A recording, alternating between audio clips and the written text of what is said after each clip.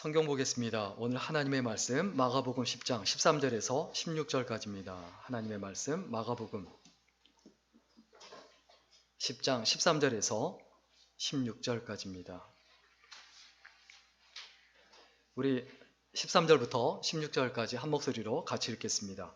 사람들이 예수의 만져주심을 바라고 어린아이들을 데리고 오매 제자들이 꾸짖거늘 예수께서 보시고 분이 여겨 이르시되 어린아이들의 내게 오는 것을 용납하고 금하지 말라. 하나님의 나라가 이런 자의 것이니라. 내가 진실로 너희에게 이르노니 누구든지 하나님의 나라를 어린아이와 같이 받들지 않는 자는 결단코 들어가지 못하리라 하시고 그 어린아이들을 안고 저희 위에 안수하시고 축복하시니라. 아멘. 오늘은 강력한 미래를 열어가라, 강력한 미래를 열어가라는 제목으로 함께 하나님의 말씀 나누겠습니다. 좀 시간이 된 영화긴 하지만 멜 깁슨이 주연한 영화 중에 그 랜섬이라는 영화가 있습니다. 이 랜섬이 이제 몸값이란 뜻이죠, 몸값. 그런데 이 영화가 어떤 내용이냐면 톰이라는 항공사 사장인데 그 항공사 사장에게 9살 난 어린 아들이 있습니다. 그런데 이 아이가 유괴를 당해요. 근데 유괴범들은 아이들 몸값으로 200만 불을 달라고 요구를 합니다. 근데 사실 200만 불을 준다 할지라도 대부분의 유괴범들은 그 아이들을 죽이죠. 위험이 있기 때문에. 그래서 이 항공사 사장 그 멜 깁슨이 텔레비전에 나가서 예상을 뒤엎는 반대 일을 합니다. 뭐냐 하면 텔레비전에서 공개적으로 유괴범의 상금으로 현상금으로 200만 불을 걸어요. 200만 불을 주는 게 아니라 이 사람들을 잡으면 200만 불을 주겠다. 뭐 여론은 들끓고 뭐 난리가 나죠. 아내는 울고불고 통곡하고 난리가 납니다. 그런데 그 유괴범들한테 전화가 옵니다. 이제는 아내까지 주겠다고 협박을 합니다. 그때 어떻게 하냐면 이번에는 아예 또 TV에 나가서 현상금을 200만 불에서 400만 불로 올립니다. 400만 불을 주겠다고. 어떻게 됐을까요? 유괴범들 사이에 의견이 갈라집니다. 지들끼리 싸우다가 무너져요. 결국 아이를 되찾죠. 오늘날 우리가 사는 세상이 이와 같은 죄악으로 가득 차 있습니다. 그리고 뭐로 가득 차 있습니까? 욕심으로 가득 차 있고 이런 위험한 일들로 가득 차 있어요. 이러한 세상에서 우리가 어떻게 살아가야 될 것인가? 배짱 있고 담대하게 살아야 돼요. 두려워하지 말고 떨지 말아야 돼요. 움츠린다고 되어지는 게 아니에요. 주눅든다고 되는 게 아니에요. 우리가 늘 하나님 앞에 기억해야 합니다. 하나님께서 또 예수 그리스도께서 항상 자기 백성에게 또 특별히 리더들에게 제일 먼저 오셔서 하시는 말씀이 뭡니까? 두려워하지 말라, 놀라지 말라, 그리고 평안하라. 현재를 만드는 건 과거이듯 그리고 미래를 만드는 건 현재예요. 지금 이 현재 내가 왜 담대하게 살아야 되느냐? 왜 담대하게 살아야 됩니까? 당연히 내가 지금 미래를 만들고 있는 중이기 때문입니다. 나는 지금 그냥 사는 게 아니에요. 내가 미래를 열어가고 있는 중이에요. 내가 어떤 인생을 살아가야 합니까? 미래를 지배하는 강력한 인생을 매일매일 살아가야 돼요. 그래야 내 미래가 열리고 앞날이 열립니다. 오늘 성경 본문에 보면 예수님께서 제자들을 보고 한심하게 여깁니다. 제자들이 어떤 가운데냐? 자신들의 인생과 앞날을 얘기해요. 뭐냐 하면 하나님께서 예수 그리스도께서 이 땅을 지배하게 되고 그리고 유대를 해방시켜 주면 그때 한자리 하려고 서로 누가 크냐 다투고 싸우고 있어요. 그때 예수님께서 어떻게 하십니까? 어린아이들을 데려다가 이 어린아이와 같이 되어라. 천국에서 누가 큰 자입니까? 하나님 나라에서 누가 큰 자입니까? 이렇게 물어보니까 뭐라고 예수님께서 말씀하십니까? 네가 이 어린아이 같지 않으면 천국에 들어가지도 못한다.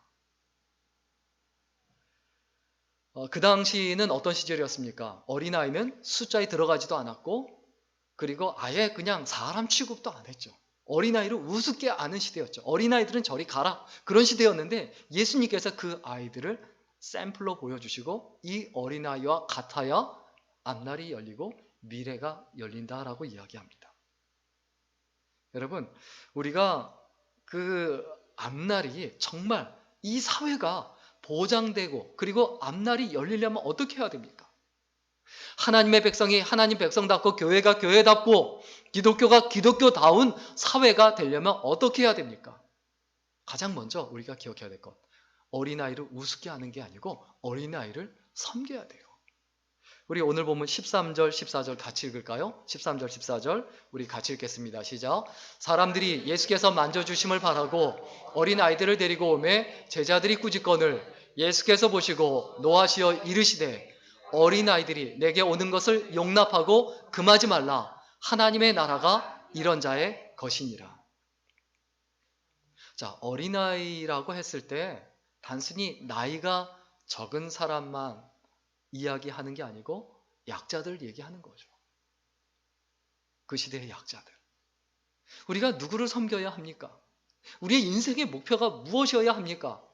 나한테 갚을 길이 없는 사람한테 내가 늘 섬겨야 되겠다라는 마음 자세와 태도가 있어야 돼요.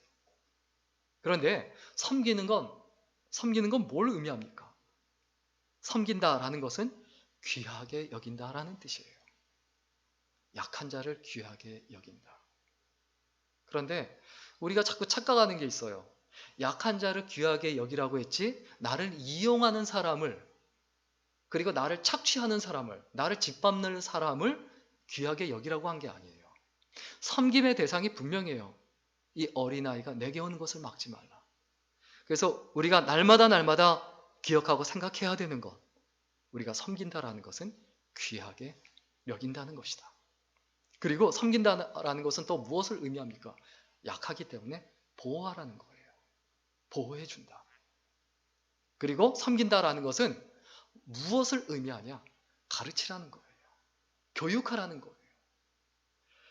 어린아이도 가르쳐야 합니다. 가르치지 않으면 희망이 없어요. 그러면 가르치려면 어떻게 해야 됩니까? 내가 먼저 배워야 돼요. 배우지 않고 가르칠 수가 없어요. 내가 똑바로 알지 못하면서 내가 제대로 알지도 못하면서 가르치려고 하면 안 되죠. 그러면 입술로 가르치기 전에 내 삶으로 가르치는 인생이 돼야 되죠. 여러분, 우리의 인생이 잘 되고 그리고 앞날이 잘 되려면 우리가 이 세상에 약자들이 살아갈 수 있는 세상, 어린아이들이 잘 자라고 성장할 수 있는 그런 세상을 만들어 가야 합니다.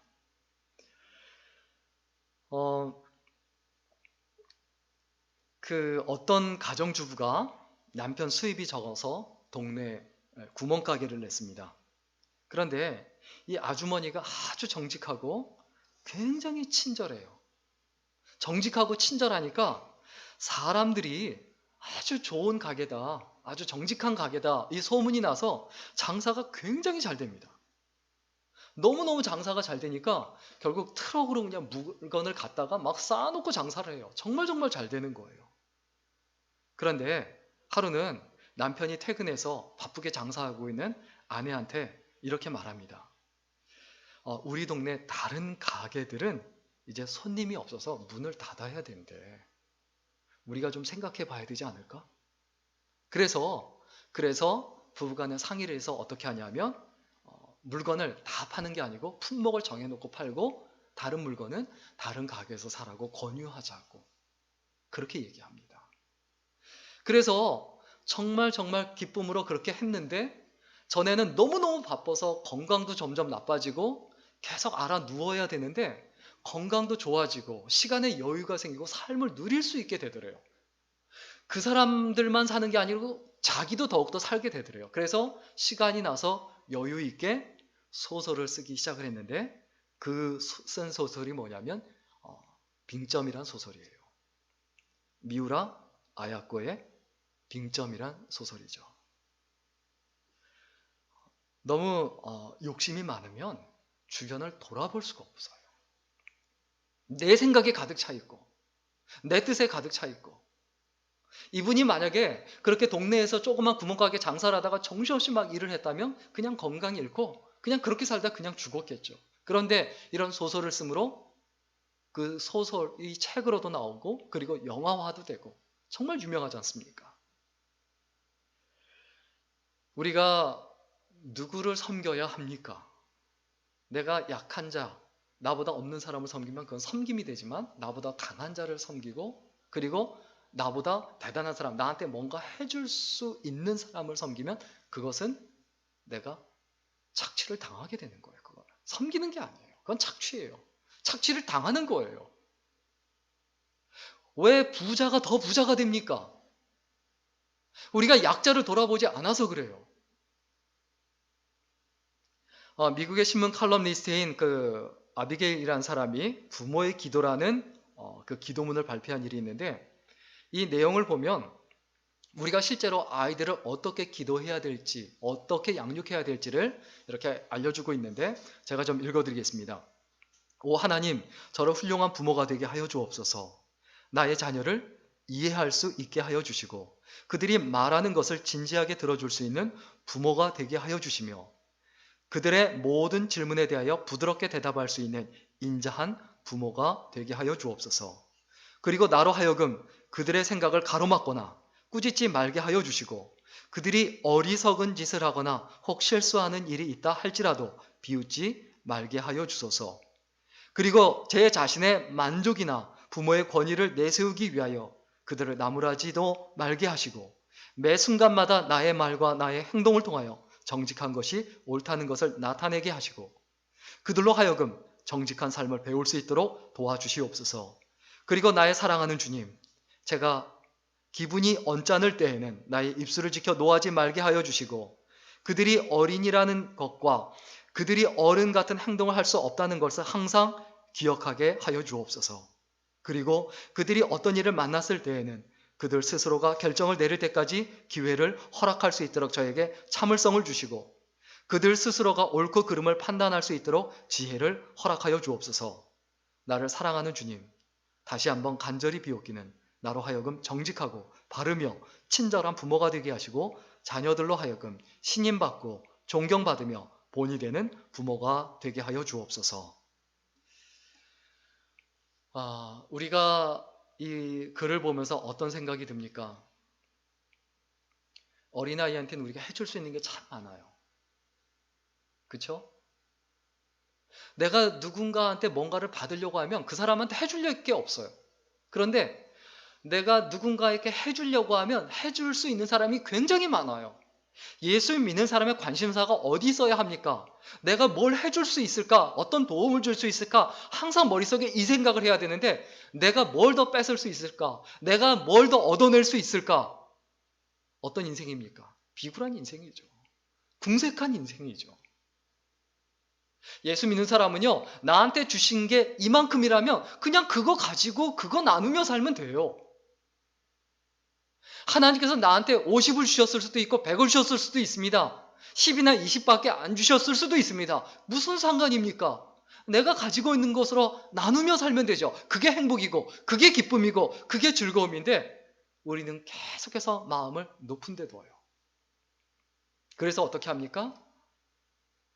부자한테 빌붙어서 거기서 떨어지는 조그만 콩고물이라도 얻어먹으려고 애를 쓰고 얼마나 비참하고 비굴합니까? 우리가 자녀를 생각할 때, 어린아이들을 생각할 때, 또 약자들을 생각할 때 어떤 마음으로 대해야 되는가? 우리가 끊임없이 생각을 해야 되죠. 아주 그 산촌 오지 마을에 아버지와 아들이 처음으로 서울 도시에 나왔습니다. 보는 것마다 다 신기한데 호텔에 갔는데 호텔 로비에서 처음 보는 걸 발견했어요. 이게 뭐죠? 엘리베이터죠. 이걸 처음 본 거예요. 이게 뭐지? 이게 뭐지? 이랬는데 신기하게 이게 뭔가 하고 이렇게 쳐다보고 있는데 웬 할머니가 이렇게 오더니 버튼을 눌러요. 근데 그 안에 들어간 거예요. 근데 조금 있다가 젊은 아가씨가 돼서 나오는 거예요. 그러면 자기 어린 아이들한테 그걸 보고 뭐라고 말할까요? 뭐라고 말하면 야, 야, 야, 빨리 네 엄마 오라고 그래. 자, 어린아이한테 뭘 가르쳐야 합니까? 어떤 거에 본이 돼야 합니까? 내가 다른 사람들에게, 주변에 있는 사람들에게 본이 돼야 되잖아요. 내가 어떤 말을 하든지 간에 어떤 행동을 하든지 간에 본이 되려고 해야 되는데 자기가 원하는 거. 그 아빠의 마음속에 그 머릿속에 뭐가 들었는지가 그대로 다 드러나잖아요. 우리의 삶에서 늘 기억해야 합니다. 우리는 섬기는 인생이 돼야 된다. 섬긴다라는 것은 내가 어린아이, 약자들, 나보다 약한 사람, 힘이 없는 사람을 돌아보는 것이다. 이 사실을 절대로 잊어버리지 말아야 합니다. 이것이 쌓이다 보면 내 인생이 열리게 돼 있어요. 내 미래가 열리게 돼 있어요. 절대로 내 인생과 미래가 무너지지 않습니다. 그리고 또 예수님께서 뭐라고 말씀하십니까? 예수님께서 또 우리에게 끊임없이 말씀하시는 거, 오늘 보면 15절에 있는 말씀대로 우리가 기억을 하고 또 생각해 봐야 되는데, 우리 오늘 보면 15절 같이 읽을까요? 시작. 내가 진실로 너에게 이르노니 누구든지 하나님의 나라를 어린아이와 같이 받들지 않는 자는 결단코 들어가지 못하리라 하시고, 누구든지 하나님의 나라를 어린아이와 같이 받들지 않는 자. 자, 하나님의 나라를 어린아이와 같이 받든다라는 의미가 뭘까요? 어린아이와 같이. 하나님 나라를 생각할 때 어린아이와 같으라는 거예요. 그럼 어린아이가 어떻습니까? 일단 어린아이의 특징이 있어요. 일단 순수해요. 꾸밈이 없어요. 가장하지 않아요. 투페이스라는 말이 있습니다. 여기서 얼굴 다르고 저기서 얼굴 다르는 거예요. 겉사람과 속사람이 다르다는 거예요. 근데 어린아이들은 그게 없어요. 우리가 하나님 나라를 생각을 하고 그 모습이 삶에서 그대로 나타나야 돼요. 가정에 있든 교회에 있든 직장에 있든 학교에 있든 사회에 있든 똑같아야 돼요. 내 모습이 같아야 돼요. 변함 없어야 돼요. 순수해야 돼요. 그리고 어린아이들은 어떻습니까? 솔직해요. 꾸밈이 없어요. 우리 삶에 있어서 사실 이 두 사람이 있다라는 이야기는 뭐냐 하면 너무 계산적이라는 거예요. 그러니까 솔직하지가 않죠. 한국 사람이 굉장히 강한 문화가 있습니다. 눈치 문화예요. 계속 눈치를 보는 거예요. 우리의 삶에서 눈치를 보지 말아야 되죠. 하나님 바라보고 살면 되죠. 다른 사람을 바라보는데 눈치를 보는 게 아니고 그 사람을 배려해주고 그 사람을 도와주려고 하는 건 눈치를 보는 게 아니죠. 배려하는 거고 생각해주는 거고 이해해주는 거죠. 진짜 솔직하려면 눈치가 없으면 안 돼요. 살펴보면서 생각해야 돼요. 이해해주고 배려해줄 줄 알아야 돼요. 그리고 그 진실성이 드러나야 돼요. 자, 내가 진실하지 않은데 그걸 내가 드러내면 어떻게 되겠습니까? 그럼 내가 진실하고 그 다음에 솔직해야 돼요. 순수함이 되어줘야 되고 그 다음에 내가 솔직해야 된다는 거예요. 그리고 어린아이의 특징이 있습니다. 굉장히 뚜렷한 특징. 신뢰를 잘해요. 엄마만 있으면 돼요. 딴 거 필요 없어요. 그냥 엄마만 있으면 철저하게 믿고 의지하고 평안하고 기쁨 가운데 살아가요. 우리들도 마찬가지입니다. 예수 그리스도를 믿고 의지한다는 것이 어떤 것인지 우리가 반드시 생각해 봐야 합니다. 4명의 아이들이, 친구들이죠. 동갑내기 4명의 아이들이 막 놀다가 경쟁이 붙었어요. 자기 아빠가 더 좋다고 자랑하는 거예요. 그래서 서로 막 이렇게 다투고 있는데 한 아이가 먼저 말합니다. 그 한 아이가 뭐라고 말하냐면, 야, 우리 아빠가 최고야. 사람들이 문제가 있으면 우리 아빠한테 다 오거든. 그리고 우리 아빠가 다 해결해줘. 아빠 직업이 뭘까요? 변호사죠. 사자가 들어간 변호사. 근데 두 번째 애가, 이거 뭐 그거 갖고 그래. 우리 아빠한테 오면 아픈 사람들 다 고쳐줘. 이 아빠의 직업이 당연히 뭐죠? 의사죠. 세 번째 아이가 있다가, 참 웃기고 있네. 별것도 아닌 것들이 엊그저께 우리 집에 대통령이 왔었거든. 우리 아빠 앞에서 1시간 동안 고개 숙이고 있었어. 이발사죠. 자랑하는 거예요.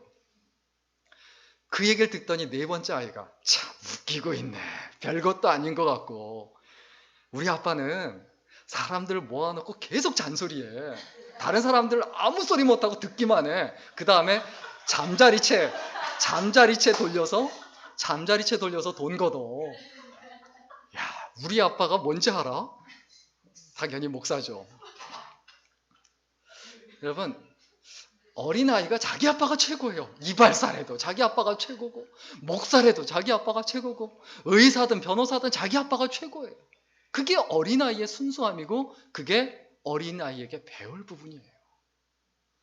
우리가 어떤 마음과 자세와 태도가 있어야 됩니까? 하나님을 최고로 여깁니까? 하나님이 최고다. 돈이 최고가 아니고, 재미가 최고가 아니고, 쾌락이 최고가 아니고, 뭐가 최고다? 하나님이 최고다. 마지막입니다. 우리가 이 땅에 살아가는 동안에 우리의 미래와 이 사회, 이 시대가 열리고 하나님 나라처럼 강력한 앞날과 미래가 되려면 어떻게 해야 되는가? 축복하는 삶을 살아가야 합니다. 우리 16절 말씀 같이 읽겠습니다. 같이 읽습니다. 시작. 그 어린아이들을 안고 그들 위에 안수하시고 축복하시니라. 그 어린아이들을 안고 저희 위에 안수하시고 어떻게 했다? 축복하시니라. 우리 예수 믿는 사람이 어떤 사람이 돼야 합니까? 날 복을 주는 사람이 돼야 돼요. 어느 자리에서 무엇을 하든지 간에 나를 통해서 저 사람이 복을 받았으면 좋겠다. 내 주위에 있는 사람이 복을 받았으면 좋겠다. 우리가 잘못하는 사람을 보면 어떻게 해야 됩니까? 그냥 잘한다 괜찮다 그래야 됩니까? 우리의 마음속에 또 잘하는 사람이지만 그 사람이 실수했어요. 잘못했어요. 그러면 어떻게 해야 됩니까? 그럼 격려해 줘야 되죠. 잘할 수 있을 거다. 또 낭망한 사람에게 희망을 줘야 되죠. 사람들마다 필요한 게 있어요. 그런데 모든 사람에게 동일하게 필요한 게 있어요. 그건 뭡니까? 축복해 주는 거예요. 당신이 나로 인해 복을 받기를 원합니다. 우리 민수기서 6장 24절에서 27절 말씀 같이 읽겠습니다. 민수기서 6장 27절에서 27절 말씀입니다. 같이 읽습니다. 시작. 여호와는 내게 복을 주시고 너를 지키시기를 원하며 여호와는 그의 얼굴을 내게 비추사 은혜 베푸시기를 원하며 여호와는 그 얼굴을 내게로 향하여 드사 평강 주시기를 원하노라 할지니라 하라. 그들은 이같이 내 이름으로 이스라엘 자손에게 축복할지니 내가 그들에게 복을 주리라. 이 기도가 아론 제사장의 기도고 축복 기도예요. 그래서 가끔 목사님들이 이제는 우리 주 예수 그리스도의 은혜와 사도 바울의 이 축복 기도가 아니고 이 축복 기도를 해줘요. 그런데 이건 실제 있었던 일인데 미국의 어느 교회에서 목사님이 이제는 우리 주 예수 그리스도의 은혜와 이 축복 기도를 하지 않고 이 축복 기도를 하고 끝냈다고 교회에서 쫓겨났어요. 이게 얼마나 웃겨요. 이건 실제 저하고 미국에서 친했던 목사님 얘기예요. 우리의 삶에서 뭐가 중요합니까? 전통이 아니에요. 정말 진실한 마음으로 교인들한테, 성도님들한테 이러한 축복을 해주고 싶다라고 해서 축복 기도를 해준 건데 그걸 잘못됐다라고 말한다. 근데 사실 한편으로 보면 그 목사님이 조금 어리숙한 것도 있어요. 일단 설득을 하고 설명을 해줬어야죠. 이것은 아론의 기도고 이렇게 기도해도 됩니다. 그리고 그게 설득이 된 다음에 했어야 되는데 그래서 제가 주책 없이 잔소리를 했죠. 먼저 설득하고 해야지 다짜고짜 해놓으면 어떡하냐. 근데 사실 그 친구한테는 위로가 필요했는데 저도 제 주책이 없었고 좀 우리가 어떤 마음이 있어야 됩니까? 축복해주는 사람은 마음이 따뜻해야 되죠. 그리고 이해해야 되고 배려해야 되고 축복한다는 건 절대 쉬운 일이 아닙니다. 축복해 준다라는 것은 내가 마음을 열어야 되고 내가 마음을 여는 것만으로도 안 되고 그 사람이 나한테 마음을 열어야 이게 축복이 되는 거예요. 관계가 형성이 되지 않으면요 축복이 되질 않아요. 그리고 이해가 돼야 돼요. 서로 사랑을 해야, 그리고 그 사랑을 서로 알고 깨달아야 축복하는 삶이 가능해집니다. 어린아이가 복을 받게 하기 위해선 어떻게 해야 되냐? 가장 먼저는 사랑의 언어를 사용해야 돼요. 사랑의 언어. 사랑의 언어가 뭘까요? 뭐 애들은 꺼지라는 등. 그러면서 무슨 축복합니다. 그렇게 말한 다음에 축복합니다라고 말하면 아이들도 좋아할까요? 문 닫아버려요. 서로 간에 마찬가지입니다. 좋은 언어, 따뜻한 언어, 좋은 말, 배려하는 말, 생각하는 말을 하려고 노력하고 애를 써야 되죠. 그리고 말만 그렇게 하면 안 되죠. 어떻게 해야 될까요? 태도, 자세. 말은 부드럽게 하는데 얼굴은 인상 쓰고 있어요. 그리고 태도가 안 좋으면 절대로 축복해 줄 수 있는 관계가 형성이 되질 않습니다. 그리고 어린아이가 복을 받게 하려면, 그리고 내 주변에 있는 사람들이 복을 받게 하려면 어떻게 되냐? 사랑받을 수 있는 그릇이 되게 해야 돼요. 사랑받을 수 있는 그릇. 쉽게 얘기하면 어떤 사람이 사랑받습니까? 감사의 마음이 있어요. 감사의 마음. 감사의 마음이 없으면요, 절대로 그 사람은 사랑받을 만한 사람이 되질 못해요. 늘 인간관계, 좋은 관계, 그리고 좋은 만남을 유지하려면 서로에게 감사할 수 있어야 돼요. 그런데 감사를 잃어버리면 서로 간의 관계가 깨지게 돼 있어요. 그 관계가 오래 가질 못해요. 그리고 감사라는 것은 표현해야 돼요. 표현하지 않는 감사는 감사가 아니에요. 그리고 감사의 언어와 감사하는 태도와 감사에서 말미암는 행동을 하면 사랑받는 사람이 돼요. 사랑스러운 사람이 된다는 거예요. 자, 사랑스러운 사람이 돼야 어딜 가나 복을 받아요. 저는 여러분들이 어딜 가나 사랑스러운 사람이 되겠으면 좋겠습니다. 그리고 늘 그렇게 기도합니다.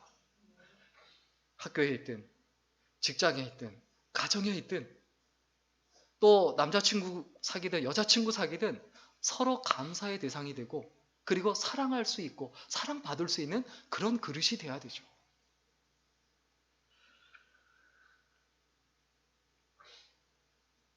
마지막 한 가지 이야기만 하고 마치려고 하는데요.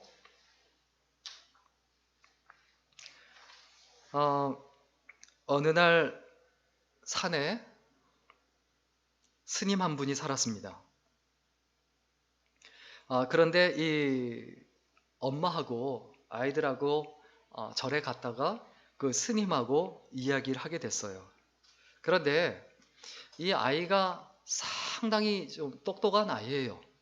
그런데 손에 작은 새 한 마리를 쥐고 스님에게 가서 물은 거예요. 뭐라고 묻냐면, 스님, 이 새가 죽은 건가요? 아니면 살아있는 건가요? 근데 이 아이가 얼마나 영악하냐면, 스님이 죽었다 그러면 이미 살아있는 거니까 날려보내면 되고, 그리고 그 새가 살았다 그러면 손으로 꽉 쥐어서 죽이면 되거든요. 그러니까 스님이 굉장히 지혜롭다라는 얘기를 듣고 거기서 시험하는 거예요. 이 아이가 얼마나 영악합니까? 굉장히 영악하죠. 그래서 스님이 빙그레 웃으면서 그 아이의 마음을 파악을 하고 뭐라고 말하냐면, 얘야, 그 새의 생사는 네 손에 달렸지 내 입에 달린 게 아니다. 얼마나 지혜롭습니까? 그렇잖아요. 그 말을 듣자, 와, 정말 스님이 지혜롭구나. 그걸 이제 인정하게 되죠. 사람이 한번 시험을 해봐요. 사실 사람이 거의 다 그렇잖아요. 그런데 그렇게 마음문을 열고 나자 그 스님한테 질문을 합니다. 스님, 사실은 제가 여기저기 다니면서 똑똑하다는 얘기를 많이 듣습니다. 근데 사실은 저는 마음이 굉장히 힘들어요. 다른 사람들이 나한테 실망할까봐. 늘 걱정되고, 늘 두렵고, 늘 염려스러워요. 그런데 엄마가 어제 점을 봤는데 엄마가 그러더라고요. 내 인생이 엉망이 될 거라고 그 점 보는 집에서 그랬다고. 그래서 마음이 너무너무 힘들다고. 그렇게 얘기를 하는 거예요. 그때 스님이 이렇게 이야기하는 거예요. 네 성금을 좀 보자. 이건 감정선이고, 이건 사업선이고, 이건 생명선이고, 자, 이것은 뭐 애정선 뭐 이런 게 있고, 지금 손금 사진 보면서 손금 보는 분들이 있는데 쭉 얘기를 하는 거예요. 자, 이게 있지? 이제는 주먹을 꽉 쥐어봐라. 그 주먹을 꽉 쥐어보니까, 자, 그런 감정선, 사업선, 생명선 이런 것들이 다 어디 있지? 제 주먹 안에 있습니다. 마찬가지다. 네 주먹 안에 있다. 네가 어떻게 살아가느냐에 따라 달라진다. 이렇게 이야기를 하더라는 거예요. 근데 우리의 생명과 감정과 뭐 운명과 모든 건 내 손이 아니고 누구의 손에 달려 있습니까? 하나님 손에 있지 않습니까? 하나님 손에. 내가 이 땅에 살아가는 동안에 우리들의 모든 것이 하나님께 달려 있다는 것을 믿어야 돼요. 그게 내가 복을 받은 사람이란 뜻이에요. 이게 확실하면 다른 사람한테 축복의 통로가 될 수 있어요. 이게 확실하지 않으면 돈에 매이고 재미에 매이고 시간에 매이고 앞날에 대한 두려움과 걱정이 가득 차 있으면 다른 사람을 축복할 수 있는 사람이 될 수가 없어요. 여러분, 날마다 기억해야 합니다. 우리의 인생은 우리에 달려있다. 이게 아니라 우리 예수 믿는 사람은 하나님께 달려있다. 걱정할 필요 없고 염려할 필요 없다. 어차피 모든 것의 결정권자는 예수 그리스도입니다. 하나님께서 결정하세요. 하나님께 달려있는데, 그리고 내가 하나님의 자녀인데 무엇을 걱정하고 어떤 것을 걱정합니까? 우리 정리하고 마치겠습니다. 내 안에 있는 꿈이 나의 오늘을 지배하지 않으면 다른 사람의 꿈이 나의 미래를 지배합니다. 어떻게 해야 합니까? 꿈이 있다고 말만 하지 말고, 꿈만 꾸지 말고 그것이 현실이 되도록 하나님께서 허락하신 꿈의 지배를 받아야 돼요. 그럼 내가 꿈을 가지고 살아가고 비전을 가지고 살아가는데 꿈이 있다고 말만 하지 말고 다른 사람들이 감동할 만큼 인생을 걸고 열심히 살아야 돼요. 그리고 하나님이 감동하실 만큼, 네가 진짜 대단하다. 이렇게 하나님도 감동하실 만큼 열정적으로 매일매일 최선을 살아야 돼요. 최선을 다해서 살아야 돼요. 우리의 미래가 어떻게 할 때 열립니까? 아무것도 안 하고 적당히 살면서 내 미래가 열린다라고 생각하지 말아야 합니다. 우리가 정말 보장된 미래, 확고한 미래, 그리고 그 앞날을 살아가려면 우리의 마음속에 기억해야 되는 것, 하나님께서 주신 그 비전과 꿈을 가지고 그 무엇보다도 섬기는 사람이 돼야 돼요. 그리고 배우는 사람이 돼야 돼요. 그리고 어떤 사람이 돼야 합니까? 축복하는 사람이 돼야 합니다. 누가 축복할 수 있습니까? 내가 복을 받아야 축복할 수 있습니다. 내가 하나님을 마음속에 모시고 사는 것, 그거 자체가 축복이다. 그리고 나의 모든 인생이 하나님께 달려있다. 이것을 믿고 담대하게 살아가는 아름다운 인생이 될 수 있기를 간절히 축원합니다. 기도하겠습니다. 살아계신 하나님, 우리의 인생이 한 번밖에 없는 인생인데 무엇을 먹을까, 무엇을 마실까 염려하거나 근심하거나 걱정하지 말고 하나님 나라를 위하여, 이 때를 위하여, 이 시대를 위하여 살아가는 소중한 삶이 되게 하여 주옵소서. 그래서 하나님 앞에 나아갔을 때 잘했다, 칭찬받고 인정받으며 하나님 앞에 열매 맺는 생애가 되게 하여 주옵소서. 감사드리며 예수님의 이름으로 기도드렸습니다. 아멘.